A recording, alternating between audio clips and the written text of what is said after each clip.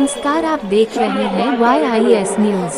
आज रामपुर पहुंचे सूबे के मुखिया योगी आदित्यनाथ। रामपुर विधानसभा उपचुनाव में भाजपा प्रत्याशी आकाश सक्सेना के पक्ष में की जनसभा।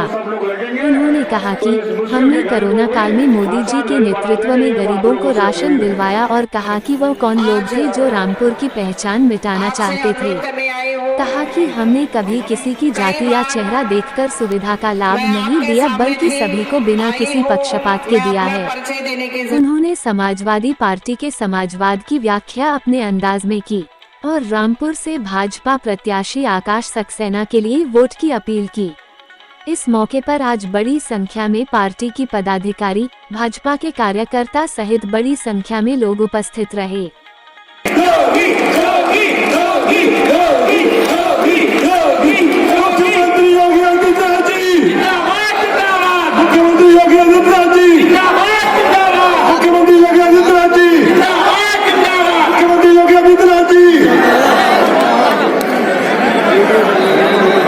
प्रदेश के यशस्वी मुख्यमंत्री आदरणीय योगी आदित्यनाथ जी का रामपुर जनपद में स्वागत है। जोरदार तालियां बजाकर एक बार पुनः माननीय योगी आदित्यनाथ जी का स्वागत करेंगे। भारतीय जनता पार्टी के लोकप्रिय प्रत्याशी श्री आकाश सक्सेना जी और रामपुर के मेरे सभी उपस्थित भाइयों बहनों, पिछले 5 वर्ष के अंदर देश के अंदर सबसे अधिक चुनाव और उपचुनाव झेले हैं तो उनमें से रामपुर एक है। भाइयों बहनों,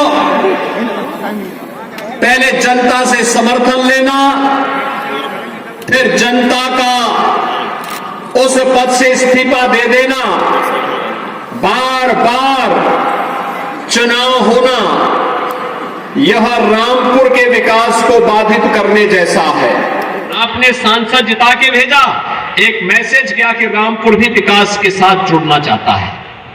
विधायक चुनाव जिता करके भेजेंगे, एक मैसेज होगा, रामपुर अब उन अवसरवादी हाथों के खिलाफों का खिलौना नहीं बनेगा जो 200 वर्ष पुराने मदरसे को बंद करके अपनी जागीर बनाने का काम करते थे, जो यहाँ के ऐतिहासिक पांडुलिपियों को जबरन चोरी करवा करके उनको नष्ट करना चाहते थे।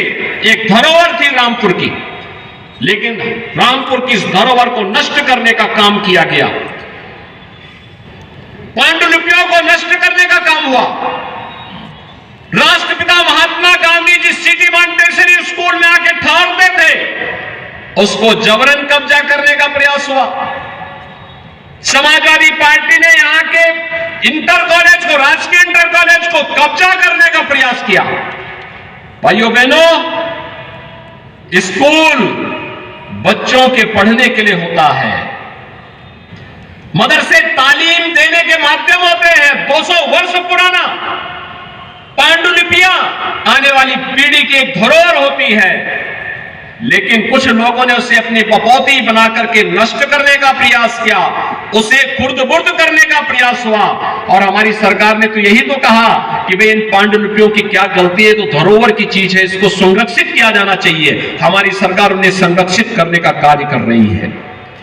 हमारी सरकार ने तो यही कहा, सिटी मॉन्टेसरी स्कूल पे किसी का कब्जा नहीं होगा, यहां के राजकीय इंटर कॉलेज पे किसी को कब्जा नहीं करने देंगे।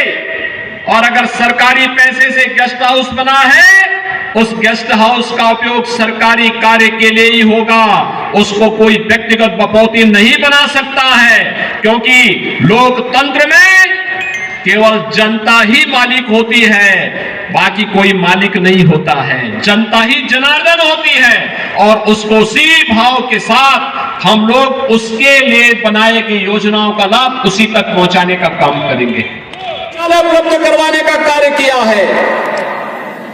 15 करोड़ गरीबों को राशन की सुविधा उपलब्ध करवा रहे हैं। 1 करोड़ वृद्धजनों को, निराश्रित महिलाओं को और दिव्यांग जनों को 12,000 रुपए महीने की पेंशन की सुविधा, 12,000 रुपए सालाना पेंशन की सुविधा उपलब्ध करवा रहे हैं। 2 करोड़ 44 लाख किसानों को प्रधानमंत्री किसान सम्मान निधि का लाभ दिया जा रहा है। 1,43,00,000 गरीबों को हम लोगों ने अब तक प्रदेश में बिजली के फ्री कनेक्शन उपलब्ध करवाए हैं। और भाइयों बहनों, 1,63,00,000 से अधिक गरीबों को उज्ज्वला योजना के फ्री में रसोई गैस के कनेक्शन भी उपलब्ध करवाए हैं।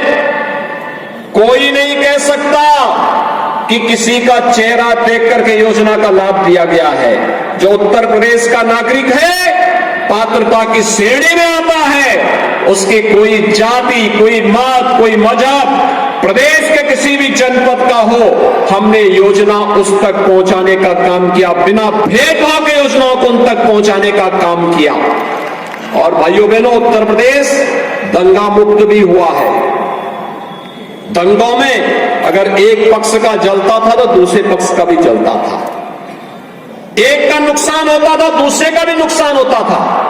हम लोगों ने तो कहा कि भाई प्रदेश को दंगा मुक्त करना है, कर्फ्यू मुक्त करना है, और दंगा मुक्त और कर्फ्यू मुक्त हुआ तो प्रदेश में निवेश आना प्रारंभ हुआ, प्रदेश में रोजगार मिलना प्रारंभ हुआ, लोगों के जीवन में परिवर्तन। कोई सोचता था कि एक एक व्यक्ति को, गरीब को आवास की सुविधा का लाभ मिलेगा? आज वे सभी सुविधाएं उपलब्ध करवाई जा रही हैं, बिना भेदभाव के उपलब्ध करवाई जा रही हैं। और इसीलिए आज मैं आपके पास आया हूं, आपसे आह्वान करने के लिए। सियाका सक्सेना एक जुझारू कार्यकर्ता के रूप में भारतीय जनता पार्टी के लिए कार्य किया है, अन्याय के खिलाफ लड़ाई लड़ा है, अत्याचार के